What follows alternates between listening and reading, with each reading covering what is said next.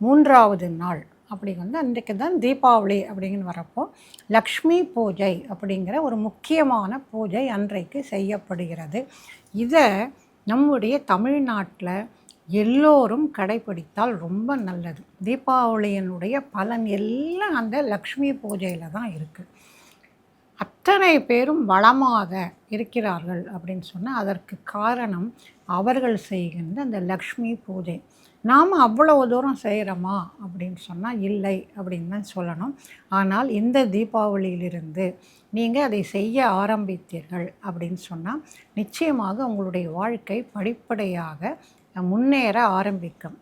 இந்த லக்ஷ்மி பூஜை அப்படிங்கிறப்போ இதை வந்து ரொம்ப பெருசாக அப்படின்னெல்லாம் செய்ய வேண்டியதில்லை. எல்லார் வீட்லேயுமே லக்ஷ்மி படம் இருக்கும். அதை சுத்தப்படுத்தி அதுக்கு முன்னாடி பூஜை அறையை சுத்தப்படுத்தணும்.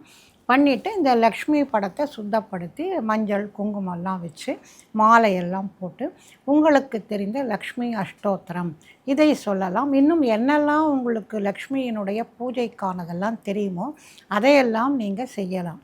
இந்த லக்ஷ்மி பூஜையிலே உபயோகிக்கப்படுவதற்கு ரொம்ப முக்கியமானது வில்வ பத்திரம். வில்வத்தால் லக்ஷ்மியை நாம் வந்து அர்ச்சனை செய்யும்பொழுது அவள் மிகுந்த மகிழ்ச்சி அடைகிறாள். ஸ்ரீரங்கத்தில் பார்த்திங்கன்னா அந்த வில்வ மரம் அப்படிங்கிறது இருக்கும். தாயாருடைய அந்த சந்நிதிக்கு பக்கத்தில் அவள் அங்கேயே தான் அவதரித்தாள் அப்படின்ட்டு சொல்லுவாங்க. அதனால் லக்ஷ்மிக்கு ரொம்ப பிடித்தமானது வில்வ பத்திரம். அதை வச்சு நீங்கள் பூஜை செய்யலாம். லக்ஷ்மி அஷ்டோத்திரம் வேறு என்னெல்லாம் தெரியுமோ அது. இது வந்து லக்ஷ்மியை பற்றி சொல்லும் பொழுது ஸ்வர்ண ஆகர்ஷண திரிசதி ஸ்தோத்திரம் அப்படிங்கிறது ஒன்று இருக்குது.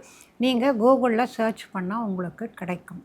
அந்த ஸ்வர்ண ஆகர்ஷண திரிசதி ஸ்தோத்திரத்தை நீங்கள் வந்து பூஜை செய்தால் அது வந்து 330 திரிசதி அப்படின்னு சொன்னால் 330 நாமாவளி. நீங்கள் அதை வச்சு நீங்கள் செஞ்சு பாருங்கள். ஒரு 6 மாதத்தில் உங்களுடைய வாழ்க்கை எப்படி மாறுகிறது அப்படிங்கிறத நீங்களே ஆச்சரியமாக உணர்வீர்கள். இது ரொம்ப முக்கியமான நாள் நமக்கு. தீபாவளியை கொண்டாடுங்க, பட்சணம் சாப்பிடுங்க, எல்லாம் செய்யுங்க. ஆனால் வந்து இந்த லக்ஷ்மி பூஜையை அனைவரும் செய்தால் நம்முடைய அந்த குடும்பம் அப்படிங்கிறது வளமான குடும்பமாக மாறும்.